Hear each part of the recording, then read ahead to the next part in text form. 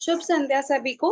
हम सभी जानते हैं आईएफपीएच एक अंतर्राष्ट्रीय संगठन है जो कि विश्व स्तर पर होम्योपैथिक आंदोलन, कार्यकर्ता और गतिविधियों को बढ़ावा देने के लिए एक ही मंच पर सभी होम्योपैथिक चिकित्सकों को एक साथ लाने का उद्देश्य रखता है। आईएफपीएच दैनिक अंतर्राष्ट्रीय वेबिनार आयोजित करने के लिए प्रसिद्ध है ताकि सभी चिकित्सकों और सामान्य जनता को एक ही मंच पर लाया जा सके। हम सब 1 मिनट का मौन रखेंगे। हमारे पास आज के वेबिनार की मेहमान और वक्ता के रूप में है doctor Poonam Verma ma'am.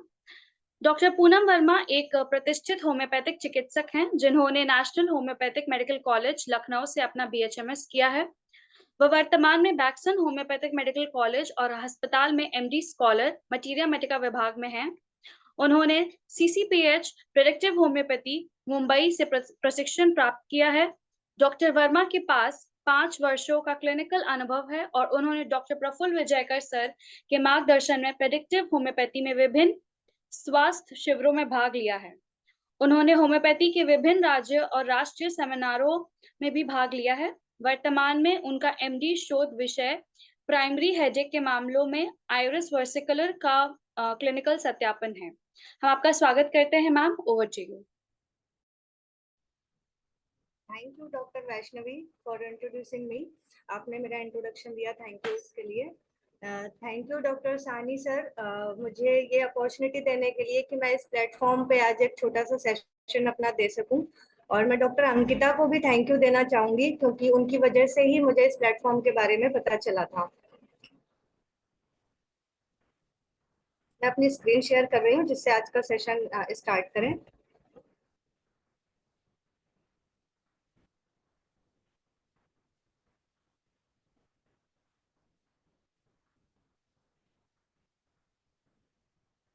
Screen मेरा विजिबल है doctor Vaishnavi, please? Yes ma'am, it's visible. तो आज मैं थोड़ा फेरम ग्रुप के बारे में थोड़ा सा सेशन बताएंगे आपको। इसके लिए 1 मिनट में इसको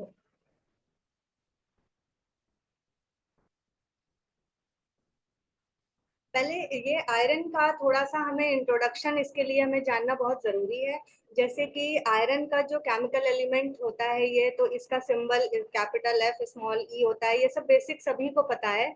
फर्स्ट ट्रांजिशन सीरीज में आता है, ग्रुप 8 में आता है। इसका मॉलिक्यूलर वेट कितना है, और ऑक्सीजन के बाद जो है ये सबसे बड़ा मैक्सिमम एलिमेंट है जो अर्थ पे पाया जाता है, आयरन। तो ये काफी इंपॉर्टेंट है। प्लस इसका जो मेल्टिंग पॉइंट होता है ये 1500 डिग्री सेंटीग्रेड होता है। अब ये मेटल का जो ये केमिकल चीज है ना, इससे हम फेरम के जो पर्सनालिटीज हैं उनके बारे में भी थोड़ा आइडिया लगा सकते हैं कि इसको मेटल को ही पिघलने में इतना वक्त लगता है, इतना टेम्परेचर चाहिए। तो इनके कॉन्स्टिट्यूशंस के जो पेशेंट्स होते हैं, जो लोग होते हैं, उनको भी आसानी से तोड़ा नहीं जा सकता है। दे आर वेरी सॉलिड, बहुत सॉलिड लोग होते हैं, बहुत फर्मनेस होती है। डिटेल में हम आगे पढ़ेंगे। इसकी कुछ फिजिकल प्रॉपर्टीज होती हैं, जैसे कि इसका जो लैटिन नेम है आयरन का वो फेरम होता है। एटॉमिक नंबर 26 होता है। मेल्टिंग पॉइंट मैंने बताया ही है। ये 2 तरीके के आयरन होते हैं हमारे पास। जैसे कि हीम आयरन होता है जो कि बॉडी में हमारी बहुत आसानी से एब्जॉर्ब हो जाता है। प्लस दूसरा एक नॉन हीम आयरन होता है जो बॉडी में हमारे आसानी से एब्जॉर्ब नहीं होता है। अब जो हीम आयरन है वो कई सारी चीजों में मिलता है, जैसे कि मीट, पोल्ट्री, सी फूड और ऑर्गन मीट्स में मिलता है। और कुछ वेजिटेबल सोर्सेस भी हैं हीम आयरन के, जैसे कि nuts, seeds, dried food, legumes, dark leafy green vegetables, broccoli and tofu. इसके अलावा थोड़ा सा बेसिक ये है कि हमारी बॉडी को कितना आयरन चाहिए होता है। तो जो बच्चे होते हैं, जैसे 13 साल का बच्चा है, कोई 9 से 13 साल, उनको 8 mg पर डे के हिसाब से चाहिए होता है। अडल्ट्स में अगर हम देखें तो ये मेल्स में 8 mg पर डे की रिक्वायरमेंट होती है और फीमेल्स में 18 mg पर डे की रिक्वायरमेंट होती है। कुछ एक्सेस आयरन की जो अगर हमारी बॉडी में ज्यादा हो जाए आयरन, तो वो कुछ चीजों का प्रेजेंटेशन देता है, जैसे कि फटीग, हमें थकान महसूस होगी, जोड़ों में दर्द होगा, वेट लॉस होगा, और हमारे जीआईटी से रिलेटेड कुछ डिस्टरबेंसेस होते हैं। मीनोपॉज अर्ली हो जाता है, बॉडी हेयर जो होंगे उनका लॉस होगा, लीवर एंजाइम्स भी बढ़ जाते हैं इसकी वजह से, और शॉर्टनेस ऑफ ब्रेथ भी होता है। और कुछ सिम्टम्स ऐसे भी होते हैं जो कि डेफिशिएंसी की वजह से दिखाई देते हैं, जैसे कि थकावट होना और कंसंट्रेशन का पुअर होना, स्किन का ड्राई होना और हार्ट में पल्पिटेशंस होना, शॉर्टनेस ऑफ ब्रेथ होना, या इन्फेक्शंस के लिए रिस्क जो है वो बढ़ जाता है। अब वो फेरम्स के कई सारे बड़े बड़े ऑथर्स ने कुछ व्यूज दिए हैं, तो एक एक करके हम उस पर जाएंगे। जैसे शॉल्टन का एक शॉल्टन्स की जो व्यू है फेरम्स पे, वो ये बोलते हैं कि ओवरऑल जो थीम है आयरन की, तो वो फाइटिंग एंड परफॉर्मिंग का जाता है। फाइट मतलब लड़ाई झगड़ा करना, और परफॉर्म मतलब अपने काम को लेकर के सारी चीजों को बहुत अच्छे से परफॉर्म करना। तो जो फेरम होता है आयरन है, उससे दो चीजें बनती हैं, एक वेपन्स बनते हैं और दूसरा टूल्स बनते हैं। तो वेपन्स तो हमारे इस्तेमाल होते हैं लड़ाई झगड़े में, टूल्स होते हैं कि परफॉर्म कोई भी टास्क को आसान करते हैं। तो यही चीजें हमें पर्सनालिटी वाइज भी देखने को मिलेंगी, जो डिटेल अभी आगे और भी है। और एक मैग्नेटिज्म की प्रॉपर्टी होती है, ये सभी को पता है कि अगर आयरन है तो मैग्नेटिज्म प्रॉपर्टी आएगी ही आएगी उसमें। कुछ इसके बहुत ही इसेंशियल कैरेक्टरिस्टिक होते हैं फेरम के, जो हमें जानना जरूरी है बेसिक थीम इसको समझने के लिए। पहला होता है फर्मनेस। फर्मनेस का मतलब होता है कि बहुत ही दृढ़ होना किसी भी चीज को लेकर के। तो इसकी जो पर्सनालिटी होगी वो बहुत ही सॉलिड होगी, स्टेबल होते हैं, स्टेडी होते हैं और डिटरमाइंड होते हैं। का मतलब है कि बहुत ही एक तरीके से कांस्टेंट तरीके से ये काम करते रहते हैं, बहुत ही दृढ़ निश्चयी होते हैं। डिटरमाइंड मीन्स वही चीज होती है, तो अपने काम को लेकर के बहुत सीरियस होते हैं ये। दूसरी चीज जो मेन है वो परसिवरेंस देखने को मिलता है और परसिस्टेंस देखने को मिलता है। अब ये दोनों चीजें क्या हैं, इनको थोड़ा डिटेल में हम जानेंगे।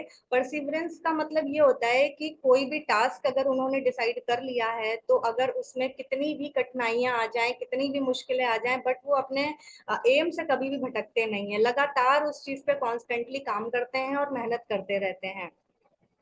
प्लस दूसरी एक चीज ये है कि फेरम के जो लोग होते हैं, इनमें एक फॉल्स बिलीफ होता है कि उन्हें डर लगता है कि कहीं उनको उनकी जॉब से हटा ना दिया जाए। तो इसकी वजह से वो उनको ये लगता है कि मुझे अपना काम बहुत अच्छे से करना है, बिल्कुल सीरियस होकर के करना है, बिल्कुल कोताही नहीं करनी है। तो वो अपने काम को लेकर के बहुत सीरियस होते हैं। नेक्स्ट, जैसे कि एक इसका बचपन में जैसे कोई भी कॉन्स्टिट्यूशन है वो बिल्डअप होता है कि उसकी परवरिश कैसी हुई है, चाइल्डहुड कैसा रहा है, तब जाके उसका, क्योंकि कॉन्स्टिट्यूशन में एनवायरनमेंट भी बहुत बड़ा रोल प्ले करता है। तो एक बीटिंग्स करके एक इन्होंने हेडिंग दी हुई है, इसमें ये बोला है जैसे बहुत सारे बच्चे होते हैं छोटे, तो उनके पेरेंट्स हैं, गुस्सा आ रहा है या परेशान है वो अपनी चीजों से, लेकिन वो गुस्सा बच्चों पर उतारते हैं। तो बच्चे को पता ही नहीं होता है कई बार कि उसको किस चीज के लिए डांटा जा रहा है या फिर उसको मार पड़ रही है।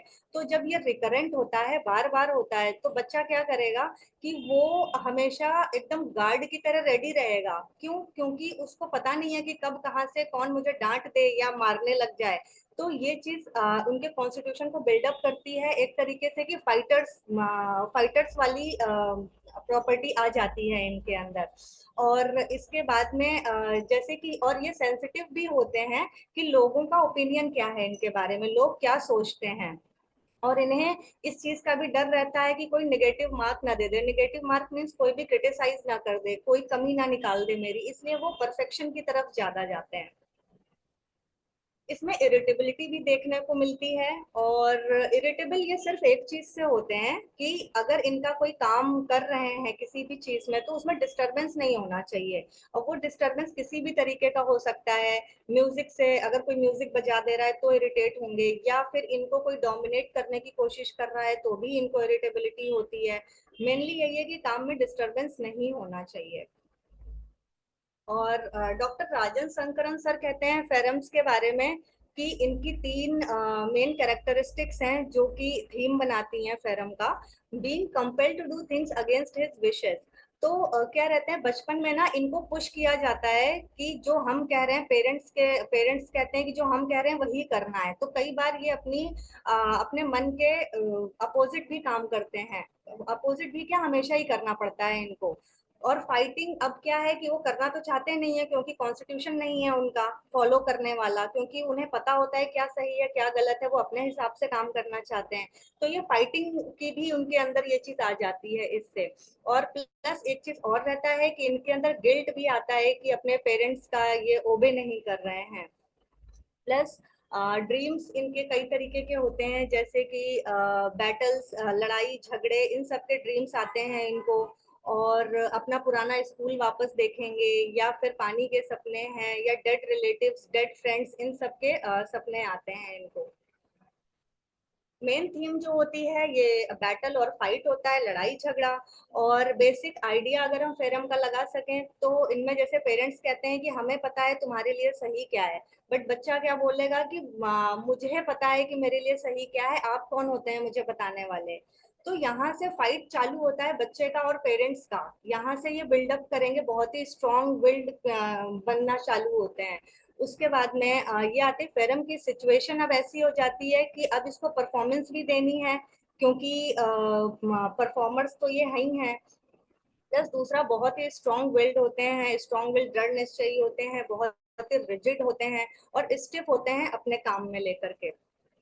और इन्हें कंट्राडिक्शन बिल्कुल बर्दाश्त नहीं होता है। अगर कोई काम ये कर रहे हैं तो वो अपने ही तरीके से करते हैं, अगर कोई कॉन्ट्राडिक्ट करे या फिर अपोजिट बोले तो उससे इनकी इरिटेबिलिटी बढ़ती है। कई सारे सब्सटेंसेस की एलर्जी भी इसमें देखी जाती है।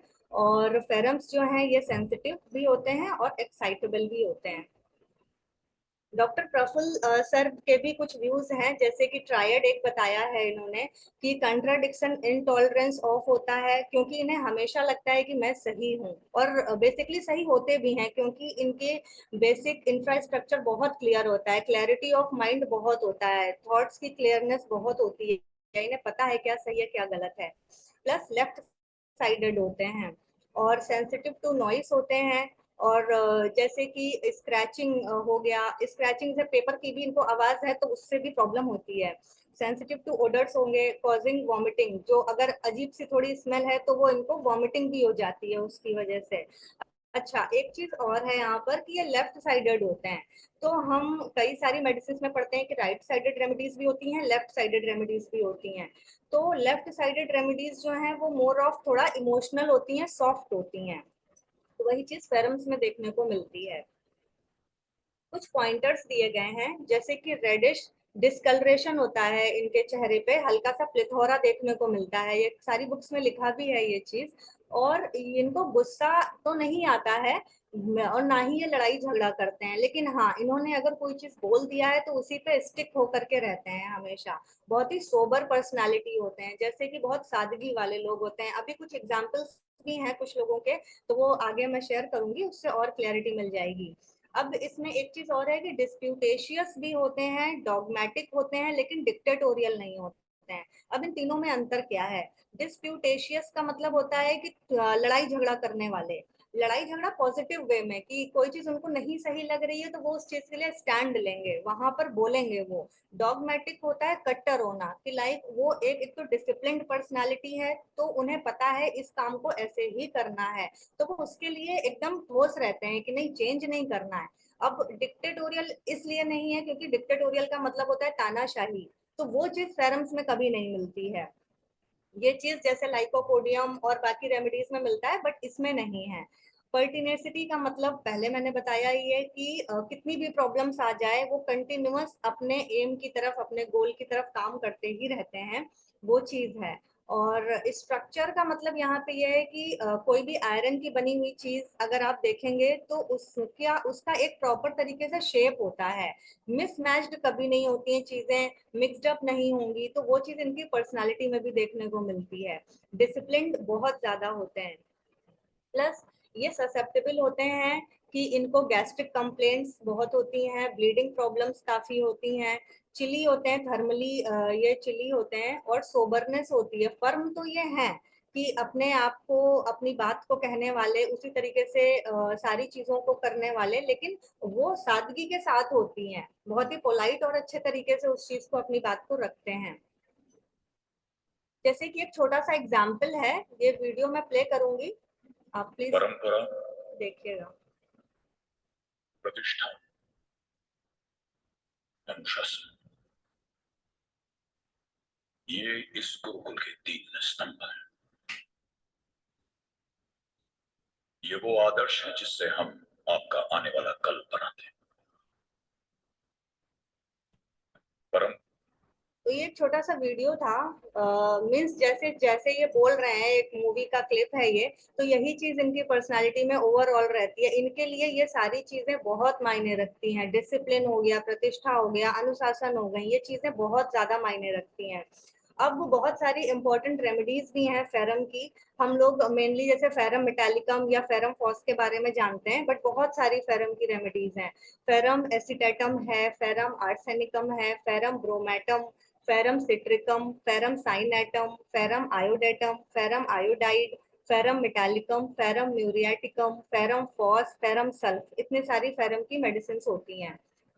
फेरम का कुछ स्फेयर ऑफ एक्शंस हैं मेनली, जैसे कि कुछ मेन मेडिसिन के मैंने मेंशन किए हैं यहाँ पर, कि ये फेरम मेट जो है वो साइकोसिफ्लिटिक है। साइकोसिफ्लिटिक का मतलब कि यहाँ पे जो पैथोलॉजीज देखने को मिलेंगी वो साइकोटिक होंगी और सिफ्लिटिक होंगी, मतलब ग्रोथ वाली, जहाँ पर अननेचुरल ग्रोथ हो रही है या डिस्ट्रक्शन हो रहा है, वैसी पैथोलॉजीज हमें देखने को मिलती हैं।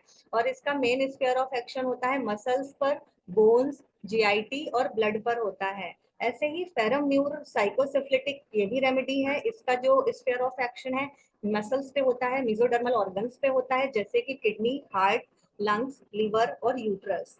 अब फेरम सल्फ जो है ये प्योरली सिफ्लिटिक रेमेडी है, यहाँ पर डिस्ट्रक्शन ही देखने को मिलेगा। अल्सर्स हो गए या बहुत सारी और चीजें होती हैं जो जहाँ पे डिस्ट्रक्शन ऑफ टिश्यूज हो रहा है। तो इनका जो मेनली एक्शन होता है फेरम सल्फ का, ये होता है यूट्रस पे, मसल्स पे और जॉइंट्स पे। और जो फेरम आयोड है ये भी सिफ्लिटिक है, बोन्स, ग्लैंड्स पे इसका होता है। अब यहाँ से आप देखिए कि इसका जो एक्शन है ये बोन्स पे है, मेनली मसल्स पे है और जॉइंट्स पे है, तो मतलब ये स्ट्रक्चर ही तो फॉर्म कर रहे हैं। तो जो चीज हम मेटल की प्रॉपर्टीज में पढ़ रहे हैं वही चीज हमें रेमेडी में भी देखने को मिल रही है। तो बेसिक जो भी रॉ चीज होती है ना, जिससे भी रेमेडी बन रही है, अगर उसकी प्रॉपर्टीज हमें पता है तो कॉन्स्टिट्यूशन को कभी भी हमें अलग से याद करने की जरूरत नहीं पड़ती है। हम कोरिलेट करके समझ सकते हैं किसी भी मेडिसिन को आसानी से। तो शुरू करते हैं इसमें, पहले फेरम मेटालिकम जो मेन मेडिसिन है। अब इसके मेन पॉइंटर्स जो हैं, ब्रेव होते हैं, बहुत ही बहादुर लोग होते हैं, ये रॉबस्ट हैं, स्टेडी हैं, स्टेबल हैं, बहुत ही नियमित होते हैं, बहुत ही मतलब स्थिर होते हैं एक तरीके से, डिटरमाइंड होते हैं, straightforward to the point है, इनको इधर उधर की बातें नहीं करनी होती हैं। अगर कोई चीज गलत लगेगा या कुछ भी है तो ये अपना स्टैंड लेंगे। कई बार आपने देखा होगा कि सेमिनार्स हो रहे हैं या बहुत बड़ी मीटिंग्स हो रही हैं, बहुत लोग हेजिटेशन में नहीं बोल पाते हैं, भले ही वो एग्री ना करें उस पॉइंट से, लेकिन फेरम पर्सनालिटीज हमेशा स्टैंड लेंगे। अगर उन्हें गलत लग रहा है तो कितने भी लोग अपोजिशन में खड़े हों, वो अपना पॉइंट रखेंगे रखेंगे और सीधा स्ट्रेट फॉरवर्ड बोलते हैं। और ये ग्रेट ऑर्गेनाइजर्स होते हैं, इनके एम्स कभी छोटे मोटे नहीं होते हैं, क्योंकि ये ग्लोबल तरीके से सोचते हैं। ग्लोबल का मतलब ये कि ये सबका भला करना चाहते हैं अपने काम से। तो ये ग्रेट ऑर्गेनाइजर्स होते हैं, बहुत ज्यादा कामकाजी होते हैं, वर्कोहलिक भी होते हैं, और क्रिटिसिज्म के लिए, जैसे मैंने अभी पहले बताया था, कि बहुत सेंसिटिव होते हैं। कोई भी कमी निकाल दे जरा भी तो इन्हें बहुत फर्क पड़ता है। क्यों? क्योंकि ये काम अपना बहुत परफेक्शन से कर रहे हैं, तो एरर का कोई चांस इनके हिसाब से नहीं होता है। बट हाँ, अगर किसी ने कुछ क्रिटिसाइज कर दिया या कमी निकाली तो उन्हें, उनके लिए ये बहुत बड़ी चीज होती है और उसको वो सुधारने की कोशिश करते हैं। परसिवरेंस का मतलब पहले क्लियर हो गया है, बताया है। थर्मल्स के हिसाब से चिली होते हैं, लेकिन फेरम सल्फ और फेरम आयोड दो ऐसी मेडिसिन हैं जिनका थर्मल हॉट होता है। नॉर्मली थर्सलेस होते हैं फेरम्स, लेकिन फेरम फॉस और फेरम आयोड जो है वो थर्स्टी होते हैं। डिलीजेंट होते हैं और इंट्रोवर्टेड लेफ्ट साइडेड है। डिलीजेंट मतलब ये कि इनको मोटिवेट करने की जरूरत नहीं है। बच्चों में ऐसे मिलेगा कि उनको पढ़ने के लिए बोलना नहीं पड़ेगा, वो अपने आप अपना होमवर्क करेंगे, अपनी पढ़ाई करेंगे। बड़ों में है वो अपनी ड्यूटीज अपने आप करेंगे, किसी को भी बताने की जरूरत नहीं है, वो डिलीजेंसी में आता है।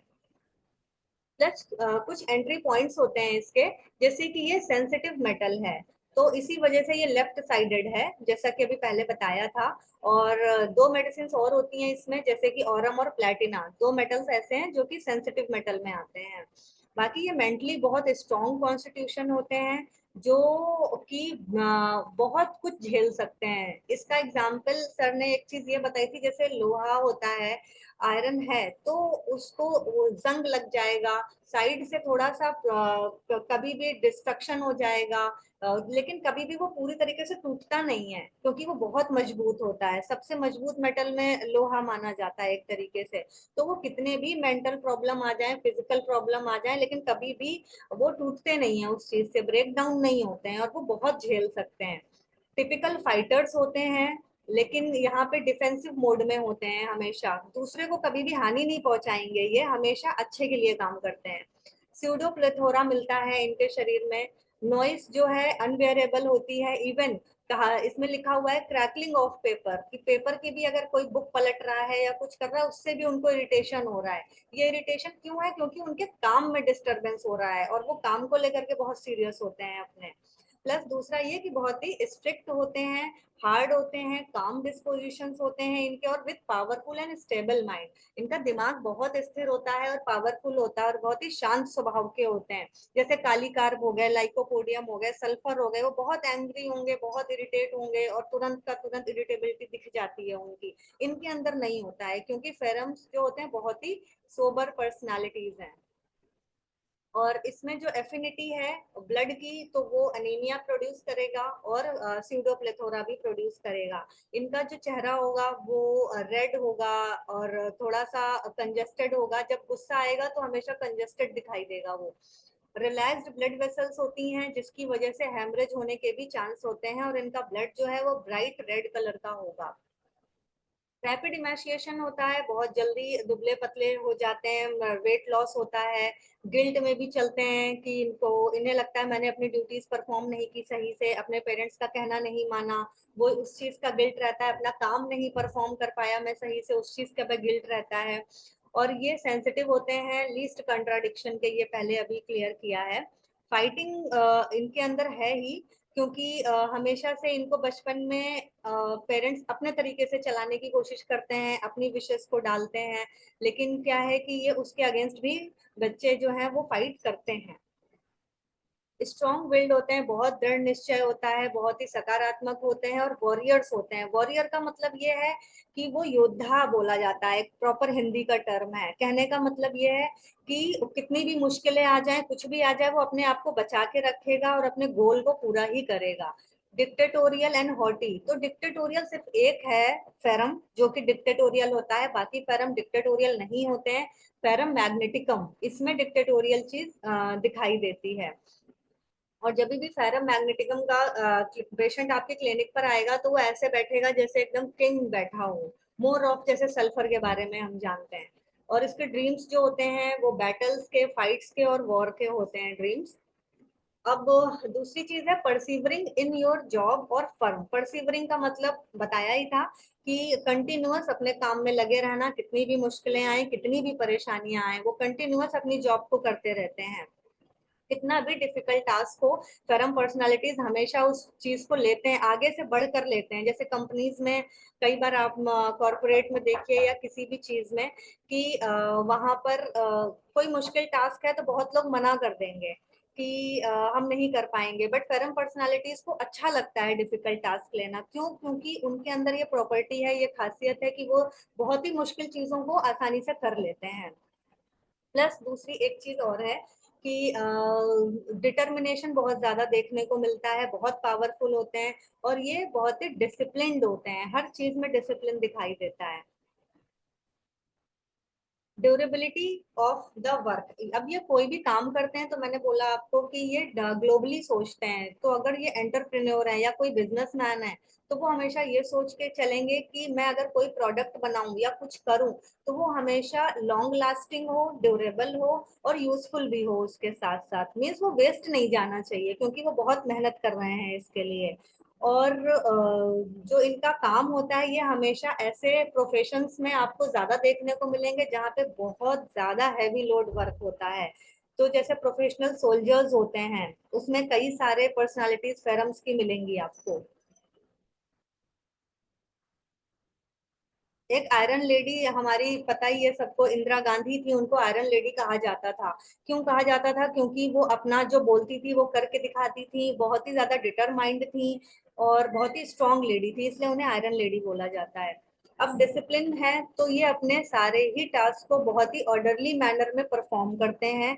और इनका टास्क कितना, क्योंकि इनके टास्क बहुत बड़े बड़े होते हैं, गोल्स बहुत बड़े हैं, तो ये सभी को पता है कि कोई भी बड़ा टास्क बिना डिसिप्लिन के नहीं किया जा सकता। इसी वजह से ये डिसिप्लिन बहुत ज्यादा होते हैं, ग्रेट ऑर्गेनाइजर होते हैं। और इनको क्योस पसंद नहीं है। क्योस मतलब मिक्सड अप चीजें, कि जहाँ पे क्लैरिटी नहीं है, वो चीजें इनको समझ नहीं आती हैं। इनके लिए पूरा क्लैरिटी होनी चाहिए कि मुझे इस तरीके से ऐसे ऐसे अपने काम को आगे बढ़ाना है।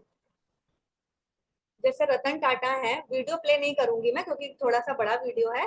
Ratan Tata is one of the best example of ferrum constitutions. अब इनके बारे में सभी को पता है, कितना बड़ा ऑर्गेनाइजर है ये, कितने बड़े बिजनेसमैन हैं। और इन्होंने हमेशा गरीब लोगों के बारे में सोचा है कि कैसे एक नॉर्मल मिडिल क्लास फैमिली या हर इंसान इनकी कंपनी की चीजों को अफोर्ड कर सके। ये हर क्लास की चीजों को बनाते हैं।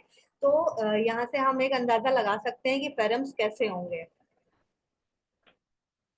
दूसरा आता है क्रिटिसिज्म, मींस अपोजिशन, जिसके लिए ये बहुत सेंसिटिव होते हैं कि कोई भी कमी निकाले या क्रिटिसाइज करे तो उसके लिए इनको बहुत फर्क पड़ता है।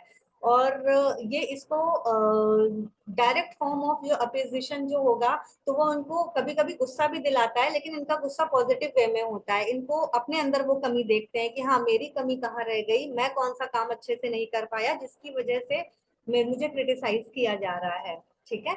और प्लस ये है कि कोई भी क्रिटिकल रिमार्क्स दे दे या इनकी बुराई करे या इनके काम में कमी निकाले तो वो चीज इनको इरिटेट करती है। ये छोटे से छोटे भी क्रिटिसिज्म को बहुत ज्यादा ह्यूज ब्लो की तरह लेते हैं। ह्यूज ब्लो मतलब कि इनके लिए वो बहुत बड़ी बात है। नॉर्मल लोग कहेंगे अरे थोड़ी बहुत तो सारी चीजें होती रहती हैं, बट नहीं, इनको जरा सा भी अगर कोई एक कमी भी बता देगा तो वो उनके लिए बहुत बड़ी चीज हो जाएगी। और ये फिजिकली भी देखें तो ये एक्सीडेंट्स को लेकर के बहुत ही ज्यादा डरते हैं कि कहीं एक्सीडेंट ना हो जाए, या ये फियरफुल सिर्फ इसी चीज को लेकर के हैं ये।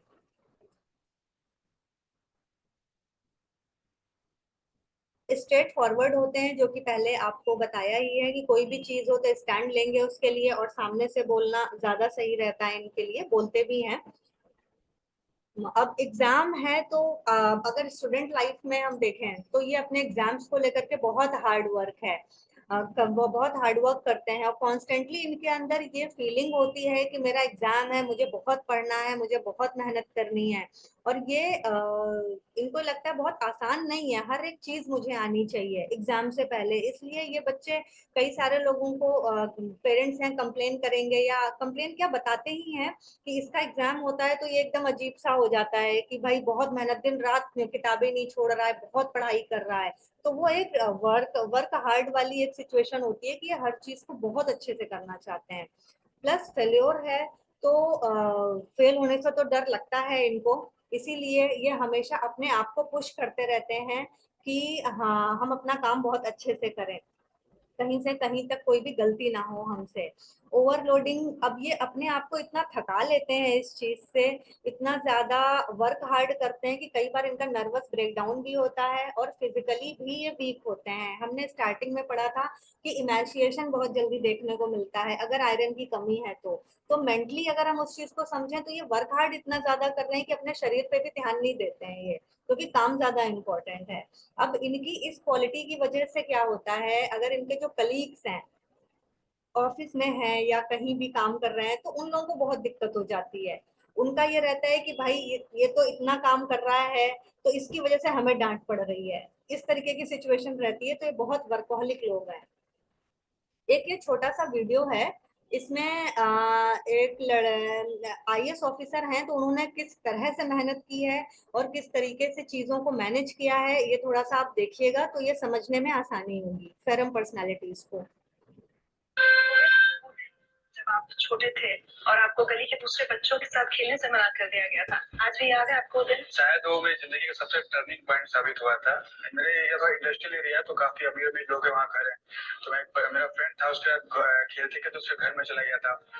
उसके फादर थे, उन्होंने मुझसे बहुत शॉक्ड हो गए कि मैं उनके घर में कैसे आ गया, क्योंकि वो अपने आप को मिडिल क्लास फैमिली में समझते थे। तो उन्होंने मुझे घर से बाहर निकालते हुए कहा कि तुम्हारे जैसे परिवार के लड़कों को हमारे घर में आने की हिम्मत कैसे हुई। वो बात मुझे कई दिन तक समझ में नहीं आई, क्योंकि फिर मैंने अपने एक वरिष्ठ व्यक्ति से जो तैयारी कर रहे थे, एजुकेशन में काफी अच्छे थे, उनसे पूछा कि उन्होंने ये बात क्यों कहा। तो उन्होंने कहा कि तुम्हारी जो सामाजिक बैकग्राउंड है, तुम्हारे जो परिवार की बैकग्राउंड है, उसकी वजह से उन्होंने ऐसा कहा।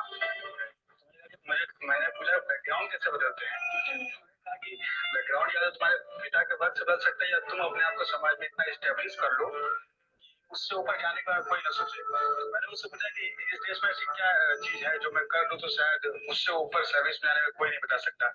तो तैयारी में तो उन्होंने बताया कि अगर तुम आईएएस बन जाओ, मजाक में उन्होंने बोला था, अगर तुम आईएएस बन जाओ तो इस देश में उससे ऊपर की जॉब कोई भी नहीं है। उसी दिन से मैंने सोचा था कि अच्छा मैं आईएएस ही बनूंगा, और उसका प्रतिफल था कि मैंने यूपीएससी की परीक्षा पहले ही प्रयास में निकाली। मतलब 6th स्टैंडर्ड आप बता रहे हैं, तो शायद 12-13 साल की उम्र रही होगी आपकी। उस उम्र में आपको ये बात इतनी चुभ गई थी कि आप कहते हैं कि उसने आपकी जिंदगी की दिशा बदल दी थी? हाँ, क्योंकि उसी समय मैंने तय कर लिया था कि मुझे इस सेवा में जाना है, और इतना ज्यादा मैं कंसंट्रेट इसके बारे में था कि लोग 10th करते हैं, 11th करते हैं तो सोचते हैं कि मैं इंजीनियर बनूंगा, डॉक्टर बनूंगा, उसके बाद वो लोग सोचते हैं कि मैं आईएएस बनूंगा। मैंने उसी समय सोच लिया था कि मैं आईएएस बनूंगा। जब आप बहुत पढ़ने की कोशिश करते थे तो अड़ोस पड़ोस वाले आपको काफी डिस्करेज भी करते थे, कुछ उल्टा सीधा भी बोलते थे? बहुत ज्यादा, थोड़ा तो नहीं कहता था, बहुत ज्यादा करते थे। क्योंकि मेरी सिस्टर ममता जी, जिन्होंने पढ़ाई की नींव रखी घर में, लोग बहुत उनका पिच करते थे कि तुम्हें तो बर्तन धोना चाहिए दूसरे घर में जाकर, तुम पढ़ने वाले कैसे सोच सकती हो। और भी सोशल काफी लोग डिस्कस करते थे कि पढ़ लिख के ज्यादा क्या होगा, एक रिक्शा या 2 रिक्शा रख लोगे, तुम भी चलाओगे दूसरे चलवाओगे। लेकिन कर क्या सकते थे, या तो हम उसको उसी में निकालते, लड़का अपनी स्थिति को वीक करते, या उसी एनर्जी को बचा कर रखे तो एग्जाम में लगाते। आप आधा खाते थे, हर चीज बहुत बचा बचा कर आप पैसे खर्च करते थे कि ज्यादा पैसा खर्च ना हो जाए। जो हमारी परेशानी थी कि हमने हाफ टिफिन किया, या एक बार तो था कि 150 का महीना ही बिल बचा था, मतलब खाना के देने के बाद जो 2 टाइम हम खाते थे उसका 150 था। 2 टाइम चाय भी हम संभव नहीं था कि पीता ही, तो दिन में 4 रुपए का 1 कप चाय होता है। मेरे पास है, लेकिन 2 टाइम चाय पी पाते, लेकिन इससे क्या फर्क पड़ा, हम और मजबूत पे उभरे ना। और अब इस वीडियो से जो बाकी सारी चीजें हम मैंने बोली थी वो एक तरीके से समराइज हो गई हैं, वो आपने देख लिया होगा। बाकी टाइम हो रहा है इसलिए थोड़ा जल्दी करते हैं। मोडालिटीज जो हैं इसकी वर्ड्स होता है night, emotion, anger, violent exertion, eating, drinking, sudden emotion, raising arm, T, x, heat and cold, loss of vital fluids and sweat. इसका जो बेटरमेंट है ये gentle motion, slight bleeding, leaning head on something से होता है। कुछ ruling points हैं जैसे कि redness of face in anger, strong willed constitution होते हैं, एवर्जन टू नॉइस है, फाइटिंग इन एडवर्स सिचुएशन, ये रूलिंग पॉइंट हैं। जब आप रिपर्टराइज करते हैं 2-4 जो भी मेडिसिन आ रही हैं ग्रुप ऑफ रेमेडीज, तो अगर ये चीजें आपको मेडिसिन में मिल रही हैं तो ये रूलिंग करेगा फेरम को। 2 चीजें रूल आउट पॉइंट होते हैं फेरम के, timid constitution and weak willed. अगर ये दोनों चीजें हैं तो वो फेरम्स जनरली नहीं हो सकते हैं। कुछ सोरिक सिम्टम्स हैं इसके, जैसे conscientious about trifles, positiveness, senses acute, sensitive, over sensitive, soberness. कुछ साइकोटिक रूब्रिक हैं जैसे कि dictatorial, discontented, rudeness, dullness, sleepiness with. Syphilitic कुछ सिम्टम्स हैं जैसे कि mood alternating, sensitive, over sensitive to slightest, trifle seems, important remorse, aversion friends.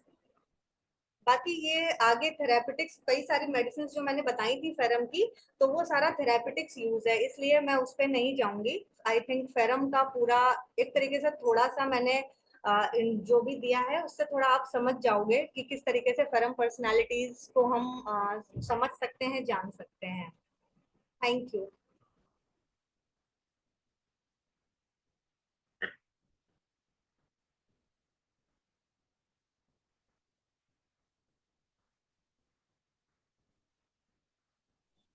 Poonam जी, आप अभी आपके पास में बहुत समय है, करीब 25 मिनट है। तो उसको आप ये मेडिसिन को भी थोड़ा सा, हर एक मेडिसिन को लेकर के चलिए तो अच्छा रहेगा। आगे कंटिन्यू कर सकती हूँ, मुझे लगा हाँ, इतना ही टाइम। अभी अच्छा, समय है ना, अभी ओके समय ओके, के पास में तो दिक्कत नहीं है। अच्छा ओके सर, ठीक है, मैं कंटिन्यू करती हूँ। ठीक है, देन फिर अब हम फेरम आर्ट्स पे आते हैं। जैसे इसका जो क्लिनिकल यूज है तो वो anaemia, Bright's disease, chlorosis, liver enlargement of और स्प्लीन एनलार्जमेंट ऑफ पे चलता है। और दूसरा कैरेक्टरिस्टिक्स हैं इसके कुछ, जैसे कि एनलार्ज्ड स्प्लीन होती है, स्प्लीन बढ़ी हुई होती है, विद हाई फीवर होगा इसमें। ड्यूरिंग फीवर इसका जो चेहरा होगा वो फ्लैश्ड हो जाएगा। During the intermission the face जो होगा वो पैलिड भी हो जाएगा। रेडनेस और पेलनेस दो ऑल्टरनेटिंग चीज हैं जो फेरम में मिलती हैं, फेरम आर्ट्स में। डिस इंक्लाइनेशन टू वर्क है, ज्यादा काम करने का मन नहीं करेगा इसका। Even to leave his bed. और नो थर्स्ट, इसकी कोई थर्स्ट नहीं होगी फीवर के टाइम पे। इसके कुछ रूब्रिक्स हैं फेरम आर्ट्स के जो मैंने डाले हुए थे, कि anger contradiction from anxiety, anxiety perspiration with anxiety, physical dreams anxious, restlessness, restlessness heat with sadness, sadness alone when aggravation, जब भी अकेला होगा तो उसको एग्रीवेट हो जाएंगी उसकी प्रॉब्लम्स। और सेंसिटिव नॉइज टू, आवाज को लेकर के काफी सेंसिटिव होता है। फेरम ब्रोमेटम दूसरी रेमेडी है। इसका जो क्लिनिकल यूज होता है वो हेडेक में होता है, ल्यूकोरिया में होता है, स्पर्मेटोरिया में होता है, यूट्रस प्रोलैप्स ऑफ यूट्रस में है। इसकी जो कैरेक्टरिस्टिक है वो है dry mouth, nose relieved by coryza, coryza से इसको आराम मिलता है। और इसकी एक फीलिंग होती है जैसे कि शी माइट डाई, उसको वो मर भी सकता है, इतना ज्यादा इसको इरिटेशन होगा। डायरिया है, बर्निंग इन यूरेथ्रा है, यूरिनेटिंग है, स्टिकी एक्सकोरिएटिंग है, ल्यूकोरिया है, weight and discomfort in the uterus है इसमें। यहाँ पे heaviness and discomfort in the uterus है जो कि बहुत ज्यादा होता है, और इसकी वजह से ये काम करने में इसको दिक्कत होती है, अपने काम डेली रूटीन वर्क नहीं कर पाता है। फेरम ब्रोमेटम में बहुत कम मेंटल रूब्रिक्स हैं क्योंकि क्लिनिकल यूज ज्यादा है इसका। 3 मिले थे मुझे। That presentment of sadness, sadness from pollutions. Ferrum iodatum है नेक्स्ट मेडिसिन। जैसे इसमें है scrofulous affections, glandular enlargement and tumours. जो होंगे वो अगर ग्लैंडुलर एनलार्जमेंट है या ट्यूमर्स हैं तो हम इस रेमेडी के बारे में सोच सकते हैं, क्योंकि आयोडम जुड़ा हुआ है इसमें, इस वजह से ग्रोथ वाली चीजें तो रहेंगी इसमें। और हमने पहले भी पढ़ा था कि फेरम आयोड जो है वो साइकोसिफ्लिटिक है। स्पॉट्स जो है बॉयल्स देखने को मिलते हैं। एक्यूट नेफ्राइटिस में इसका काम देखने को अच्छा मिलेगा। फॉलोइंग इरप्टिव डिजीजेज होंगी। यूट्राइन डिस्प्लेसमेंट में इसका यूज है। बॉडी इमेशिएटेड होगी, आयोडम जुड़ा हुआ है इसलिए ये लीन थिन बॉडी होगी इनकी। अनीमिया है, एक्सॉप्थैलेमिक गोइटर है, following suppression of menses, debility following drain upon vital force है। Impetigo on the cheek, impetigo एक स्किन डिजीज होती है, तो वो चीज इनके चीक्स पे देखने को मिलेगा। मोडालिटीज जो है फेरम आयोडेटम की, तो ये वर्ड्स होता है मोशन से, नाइट से और टच से। बेटर है ओपन एयर में।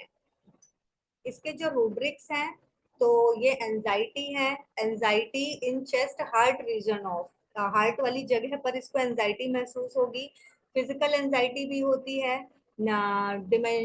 डिमेंशिया एपिलेप्टिकस ऑफ है। ड्रीम्स विविड ड्रीम्स हैं इसके, रेस्टलेसनेस है और सैडनेस है। सैडनेस जो है इसमें वो 3rd ग्रेड में पड़ा हुआ है। नेक्स्ट मेडिसिन है फेरम मैग्नेटिकम। इसका जो क्लिनिकल यूज है ये एमोरोसिस होता है, डायरिया में, फ्लैचुलेंस में, गैंग्लियन में, रूमेटिज्म में और विजन डिसऑर्डर में। इन चीजों में इसका क्लिनिकल यूज है मैग्नेटिकम में। इसके जो कैरेक्टरिस्टिक है, इसके मार्क्ड सिम्टम जो है वो इंटेस्टाइनल ट्रैक पे हैं, मतलब जीआई कंप्लेंट्स होंगी।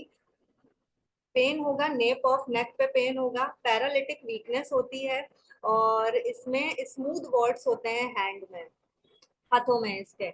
और पेन एपिगैस्ट्रिक रीजन में पेन होगा, स्पेशली कब होगा वो दर्द, जब वो ब्रीद करेगा, सांस लेगा। मूवमेंट और ग्रम्बलिंग होगी, ऐसा लगेगा कि कुछ चल रहा है उसके पेट में, ग्रम्बलिंग सेंसेशन होगा पेट में। लूज इवैक्यूएशंस होंगे, बहुत ज्यादा फ्लैचुलेंस भी होगा, और स्पेशली इसके जो लेफ्ट साइड में होगा विद पुलिंग इन लेग्स, ऐसा लगेगा कि पैरों को कोई खींच रहा है, और बहुत सारा इसका अबंडेंट एंड फ्रीक्वेंट एमिशन होगा, फिटेड फ्लैटस होता है, बहुत ज्यादा बैड स्मेल के साथ है।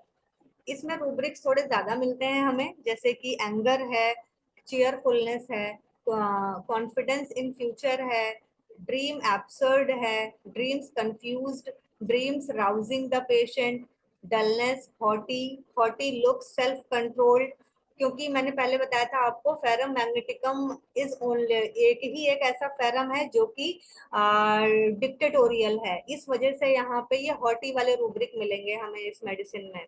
तो हॉटी है, हॉटी लुक सेल्फ कंट्रोल्ड है, होपफुलनेस है, hopefulness, hilarity and confidence with future है, इम्पोर्टेंस फील्स हिज कॉम्पस है, इंट्रोस्पेक्शन है, इंट्रोस्पेक्शन मीन्स कि अपना खुद का एनालिसिस, सेल्फ एनालिसिस करना, introspection after eating, irresolution, indecision, mirth, hilarity, liveliness, morose और morose after eating।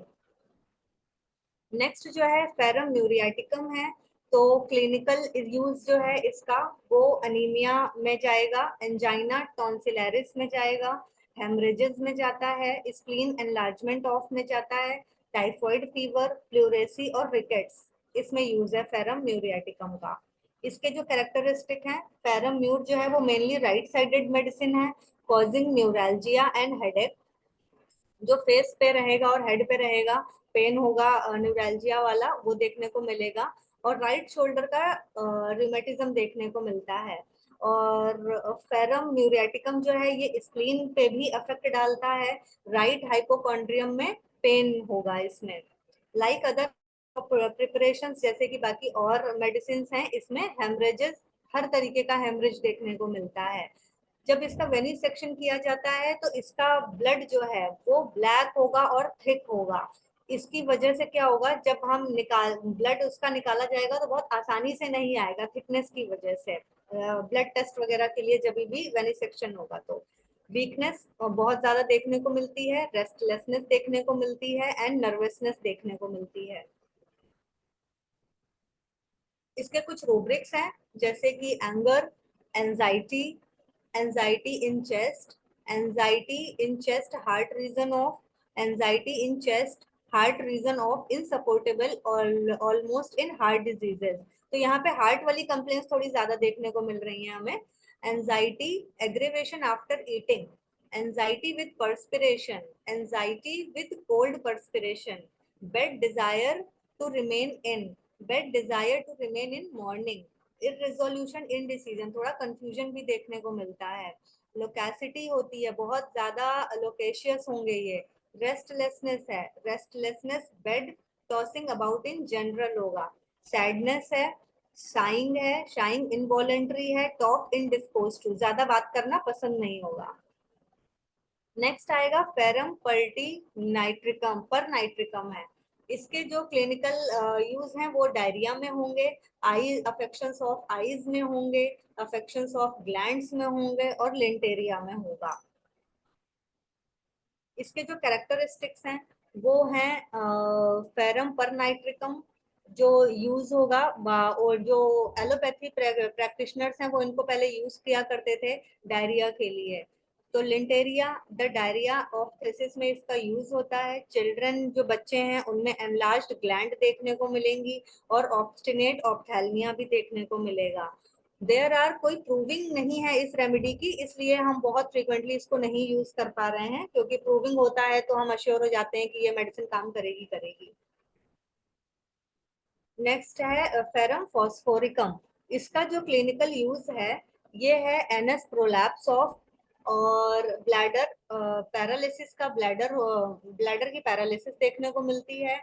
जो ईयर का कोई भी प्रॉब्लम है वो भी इसमें आएगा, और ब्राइट, जो किडनी की ब्राइट्स डिजीज होगी वहां पर भी इसका यूजफुल है ये, और ब्लीडिंग ऑफ नोज में भी यूज है, यूरिन इनकंटिनेंस ऑफ में है, और वेन्स वैस्कुलर में भी इसका काम देखने को मिलता है हमें।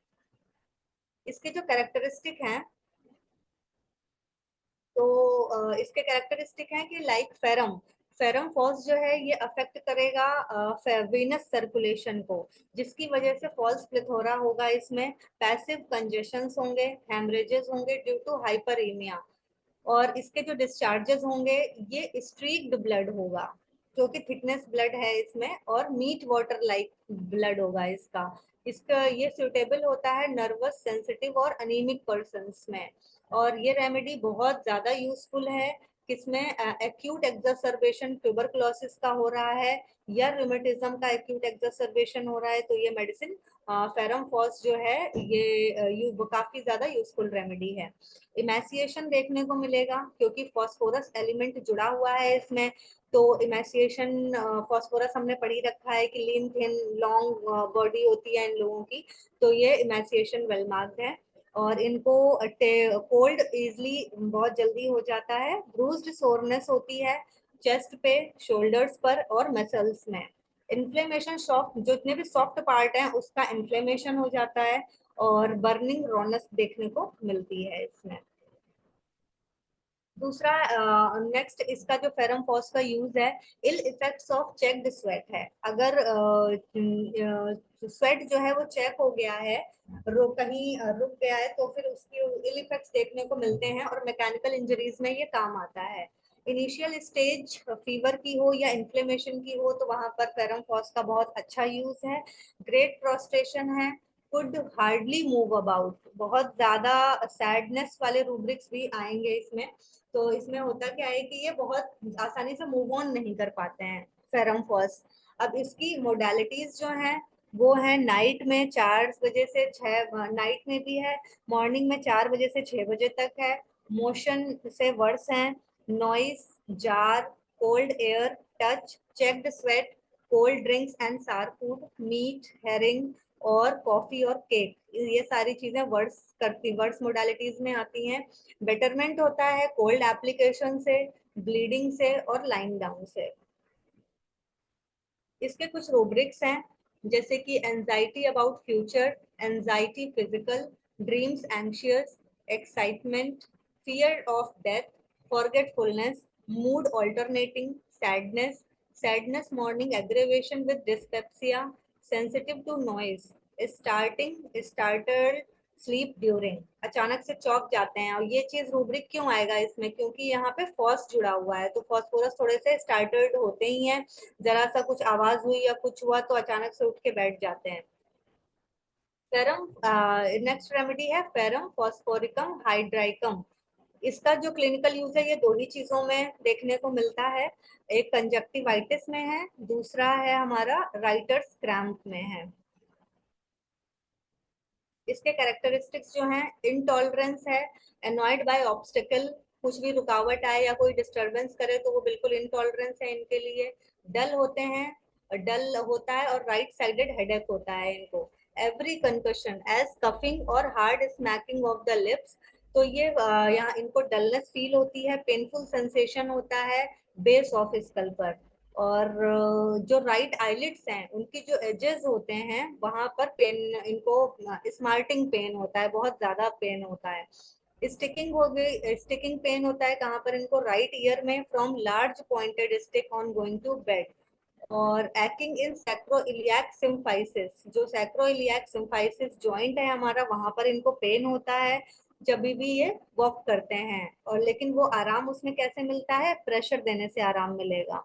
ड्राउजी फील होता है, आईज जो है ये बहुत ज्यादा ड्राउजी फील करती हैं, मीन्स बंद करके लेटे रहे ऐसा महसूस होता है इन्हें।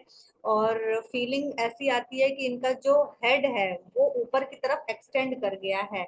सून आफ्टर उन्हें ये लगता है कि उसके तुरंत बाद इन्हें लगता है कि ये लेट जाएं चुपचाप और सो जाएं।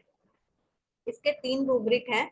क्रैम्प्स एक्सट्रीमिटीज पे ही इसका ज्यादा स्फीयर ऑफ एक्शन देखने को मिलेगा, क्योंकि राइटर्स क्रैम्प में क्लिनिकल यूज दिया हुआ है। तो क्रैम्प्स है, क्रैम्प्स हैंड है, और क्रैम्प्स हैंड राइटिंग है।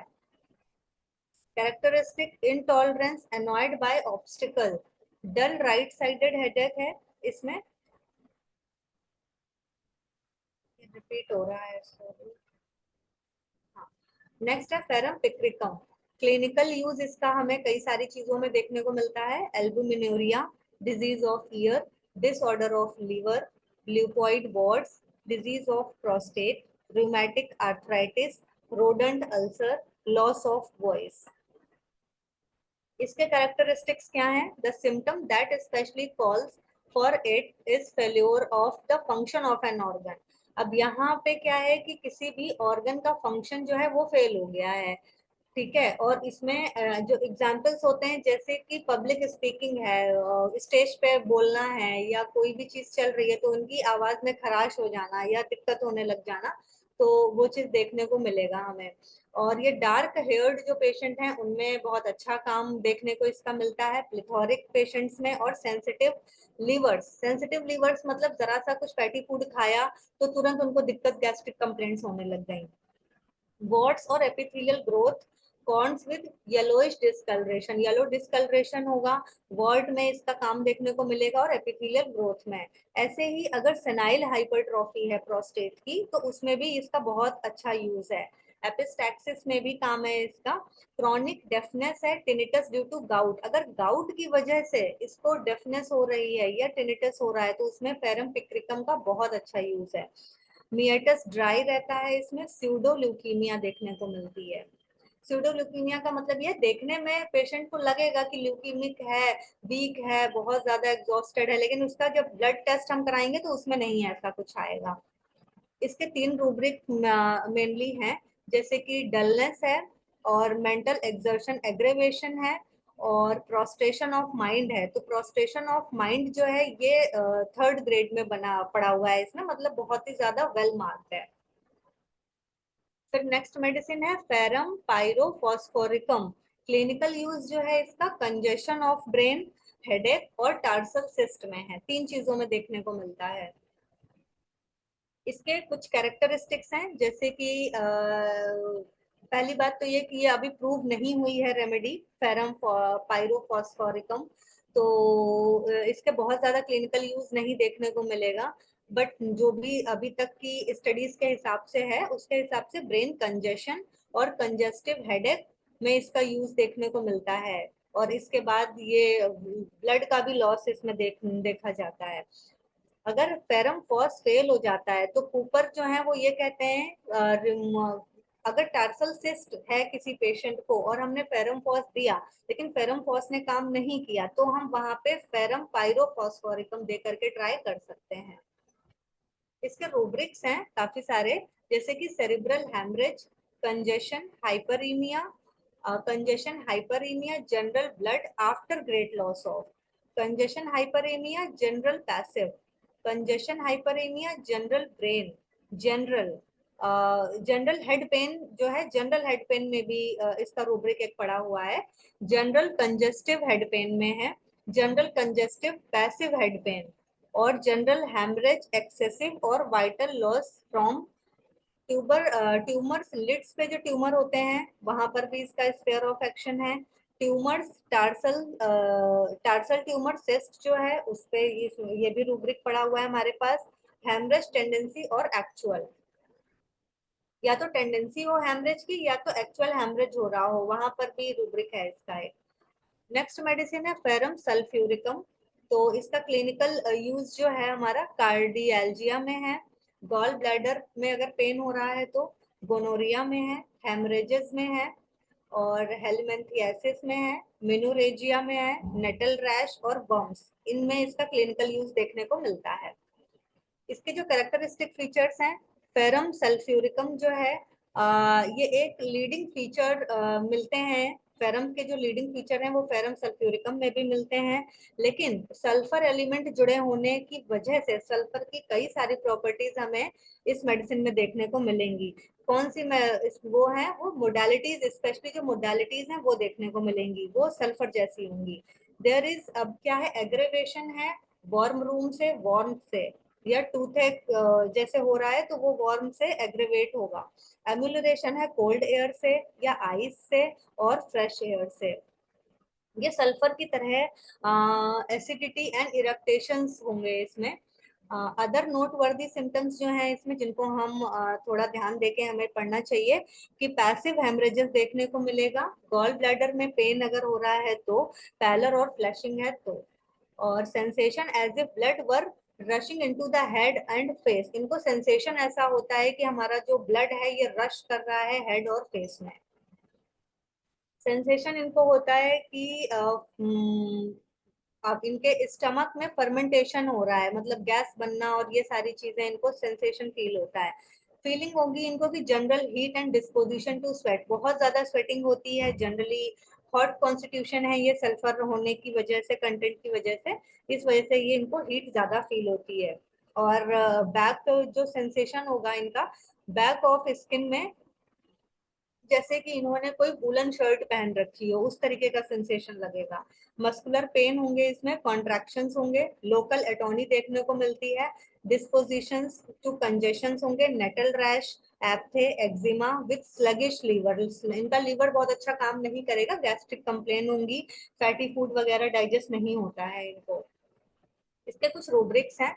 Noises in ringing in menorrhagia, pain, general menses during metrorrhagia, diarrhoea, worms, worm lumbricoides, round worm, specially जब ऐसे अगर हैं तो हम इस मेडिसिन के बारे में सोच सकते हैं क्योंकि ये रूब्रिक दिया हुआ है हमारे पास। Leucorrhoea general, metrorrhagia general, anemia, impaired production of red blood cells, iron deficiency from chlorosis, अगर क्लोरोसिस की वजह से आरबीसीज नहीं बन रही हैं, डेफिशिएंसी है, उसकी वजह से अनीमिया हो रहा है, तो हम फेरम सल्फ को सोच सकते हैं। Chorea, congestion of blood, general injuries, blow, falls and bruises, dislocation, luxation and injuries, blows, falls and bruises, sprains and distortions, इन चीज अगर लक्सेशन हुआ है, डिसलोकेशन हुआ है तो भी हम इसको सोचेंगे, अदरवाइज दूसरा स्प्रेन्स एंड डिस्टॉर्शन में भी सोच सकते हैं। ये मेडिसिन हमारी फेरम टार्टेरिकम है, इसका 2 क्लिनिकल यूज है हमारा, कार्डियल्जिया और हेडेक में देखने को मिलता है। तो कैरेक्टरिस्टिक इसके क्या है, अनइंटरप्टेड सेंसेशन है, as if an immense load were on entire upper portion of head, इसमें पॉज करता है, ये ग्लूमी एप्रीहेंसिवनेस होती है, बहुत ही सैड रहना और ये सारी चीजें हमें देखने को मिलेंगी।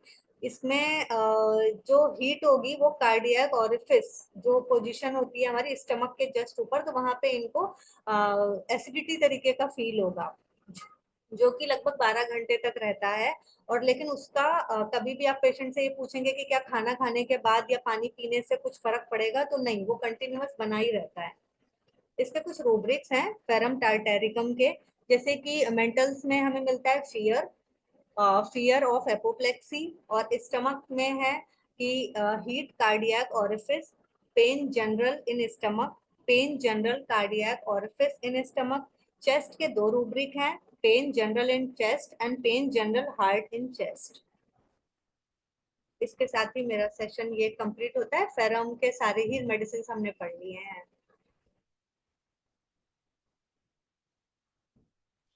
अंकिता जी, आपने बहुत ही डिस्क्रिप्टिव आपका लेक्चर है, सॉरी पूनम जी, बहुत ही डिस्क्रिप्टिव लेक्चर है आपका। अब अभी पीपीटी को रिमूव कर लीजिए।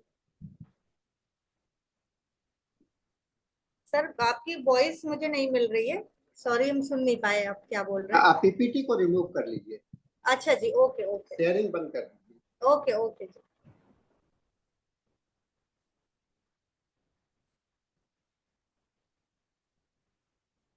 ऐसे फिल्म के विषय में, फिल्म को आपने जो बताया, इसका दृष्टिकोण, इसके स्ट्रेंथ और फर्मनेस का बहुत बड़ी बात है।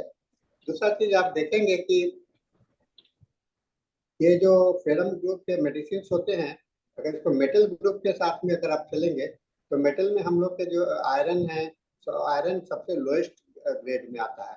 सबसे हाईएस्ट में आपका प्लैटिनम है, प्लैटिनम के बाद में आपका गोल्ड है, गोल्ड के बाद में जो सिल्वर है, और तब जा करके आयरन का आता है। ये 4 मेडिसिन को अगर आप देखेंगे तो इसमें आपको 4 मेडिसिन में सबसे ज्यादा जो कॉन्फिडेंस जो है सो प्लैटिनम में है, और सबसे लोएस्ट कॉन्फिडेंस जो है सो फॉर्मुलेस तो है, लेकिन कॉन्फिडेंस यहाँ पर घट जाता है, क्योंकि उसका जो स्ट्रेंथ है, आप पीरियोडिक टेबल पर जाएंगे तो उसमें आपको दिखलाई पड़ेगा इसके स्ट्रेंथ घटते चले जाते हैं। ये आपने अच्छा यहाँ पर जानकारी दिया है। अच्छा, एक सवाल लोग कर रहे हैं any ganglion cured by any medicines by anyone. Ganglion का तो इलाज हो जाता है, गैंग्लियन ठीक होता है, लेकिन आप नाम दवा का बोलिएगा तो मैं नहीं बोलूंगा, क्योंकि नाम दवा का बोलने से उसमें सिम्टोमेटिकली बताना पड़ेगा। और आप अगर और कोई लोग बताना चाहते हैं कि गैंग्लियन का उनके पास में ट्रीटमेंट अपने किया है तो बता सकते हैं। हाँ, गैंग्लियन ट्रीटेड होता है, इसको नहीं कहा जा सकता है कि नहीं होता है। हम लोगों ने देखा है, हम अपने केस में भी अपने देखा है।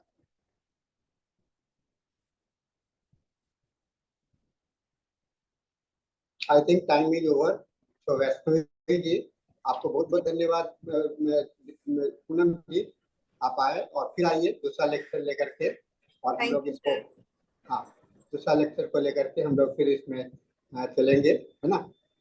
तो आज हम लोग का सेशन समाप्त होता है, और वैष्णवी जी, हम लोग सेशन को हैंड ओवर करेंगे डॉक्टर मनोज को। Thank you sir. Thank you so much doctor Poonam ma'am, बहुत ही अच्छा प्रेजेंटेशन था और हमें काफी इन्फॉर्मेशन मिली इससे। अब मैं हैंड ओवर करना चाहूंगी डॉक्टर मनोज को।